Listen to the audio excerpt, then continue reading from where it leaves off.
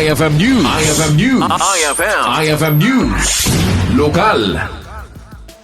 Karunaan na kalikago ni Junior 2nd District Representative Gabriela Angelo Domingo kat itipan na kaipaaya at adunga atensyon na iti literacy dagiti ubinga. Iti obserbasyon na kinunana reading comprehension kan basic numeracy skills ti pagkapsutan dagiti kaaduan nga agad-adal ditoy probinsya.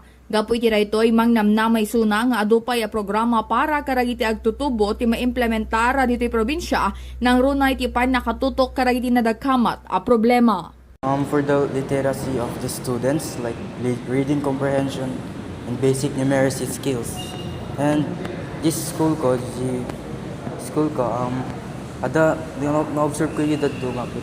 Dito pala mo na comprehend kada basic math. And nasakit para kanya kasi iti kabataan kat napigsa a powerhouse para ti future ti country tayo. Patsyo ni Domingo, dakkel at ipapela kan kontribusyon dagiti agtutubo iti komunidad rason nga iti nasapa atawen ket makasursuro dagitoy na iti kasimplean nga wagas tapno lalo ang maawatan da dagiti nalawlawa a pasama kawenno isyo iti pagilyana. Para iti IFM News, Idol Bernadette Toledo, Tatak, IFM. IFM News. IFM News. IFM News. Lokal.